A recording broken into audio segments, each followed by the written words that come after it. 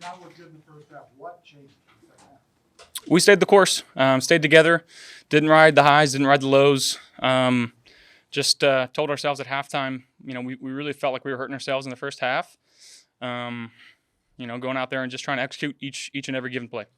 That always comes off like hollow words, I think, sometimes. People talk about one game at a time, one play at a time, staying together. And people are like, okay, but what is it about that really holds true? Is there able to just dig down below the surface as to how you guys are able to do that?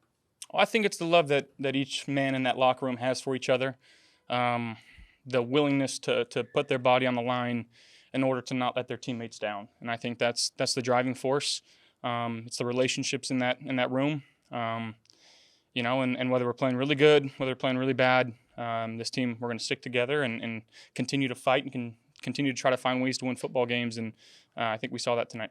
Now that it's over, can you say that during the week there was a little bit of motivation to prevent that team from taking their title at least this week? Absolutely. It's the most important one because it's the next one. I know I say that a lot.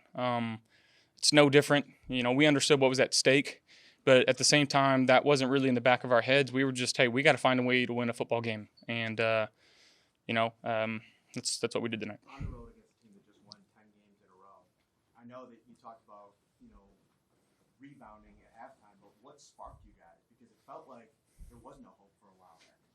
Yeah, score, stop, score. I think that's what we did coming out. I think we've been pretty dang good at that over the course of the season.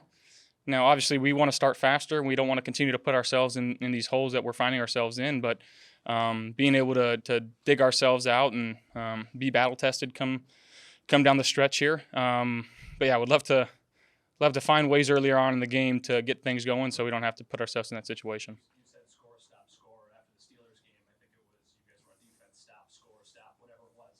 Are those words said at halftime? Does somebody get up and say that this is what we need to do? Yeah, and if it's not said, it's known within the locker room. But yeah, it's said by a lot of guys. That's the belief that we have in each other of this is what we're going to do. And it's one thing to say it, but it's another thing to go out there and do it. What have you seen with Dawson Knox the last couple of weeks? He just continues to find himself in good situations. He's been making plays. Early on in the year, maybe not a whole lot of hay coming his way, but he's never once complained. He's worked his butt off. He's blocked his tail off in the run game. He's finding himself with these opportunities. Come the last few weeks, and he's taking advantage of them. And I love the guy. Josh, you were seeking out contact today, second down, running into linebackers. Is that AFC East title on the line, or what goes into your decision with those? I wish I could tell you, to be honest. Sometimes it's just that's what the play calls for. I don't know. It's just trying to make plays for the football team. That's yesterday like for you guys. You guys were in Providence, right? We're fairly close to the shooting and the shelter in place and all that. What was the day like? Yeah, very, very scary situation. Obviously, condolences to the families and, prayers are out to everyone that was involved and affected by it.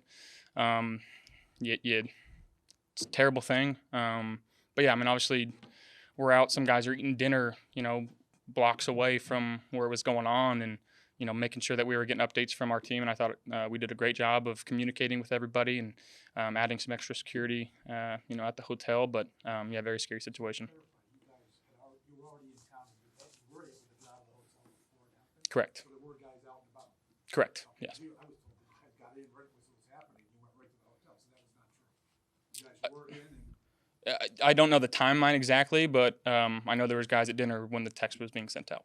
Josh, how are you physically? The broadcast showed you going up a little bit on the sideline. That's, if they don't catch it every game, I don't know. It basically happens every game. If I don't get enough out pregame, it usually happens at halftime. If I don't get enough at halftime, it usually happens in the third or fourth quarter, and that's just, I don't know why I do it. It just happens, and it's due to nothing else but other than just like a weird feeling. Just got to get it out. So are you a little slow to get up after one play too? Any issues health-wise? Oh, no, all good. Yeah. Josh, I know after a lot of these comebacks that you guys make, we ask you if there's a play or a moment that stands out. Is there in this game? I think, coming out of that second half, may have been Ray Davis' return. Putting us in good field position, giving us confidence of, hey, like let's just go play football now, and we don't have to worry about the score. We're going to take it one play at a time. But he did a great job. He's done a great job the entire season, in that kickoff return spot, and he's set us up for some really good field position. Patriots haven't been in games like this. Could you see them starting to get tighter and starting to maybe lose confidence a little bit as you guys were wearing them down? I wouldn't say that. That's a fantastic team. I think you said they won 10 straight, right? You don't win 10 straight by not being a really, really fantastic football team. So, again, it just kind of sometimes comes down to who makes more plays, and tonight that was us. At one point on the sideline, on a play, Matt Milano looked like he got punched in the face, and he responded with probably one of the best halves he's played all season. How much did that mean to that defense? I know you were on the tablet. Yeah, I mean, I know he had a couple sacks tonight, some big-time plays for our defense. That's the Matt Milano we all know and love. Gosh, so that third down game on the line, you call a play for Ty Johnson. I know you've been very complimentary of what he provides to this team, but to see him kind of gut out those tough yards and kind of ice the game for you there, what's that mean to you? I mean, he's always been ready. He stays ready. Whenever his number's called, he's primarily our third down back. But when he has the ball in his hands, typically good things happen. He's a thicker little guy, like just built. And he's hard to bring down, so, in that situation, just giving him the ball and letting him push the pile. Josh, what was the thought after you did all that work to finally get ahead, and then one play later, you're back in the weeds, and you got to do it again? What was the feeling there? Get up and get out there and play football, one play at a time. You once talked about the Brady-era Patriots being the standard of the AFC East, as they were for so long. You guys keep your season alive here, or your AFC alive. What's your pride in being the standard bearer for this division?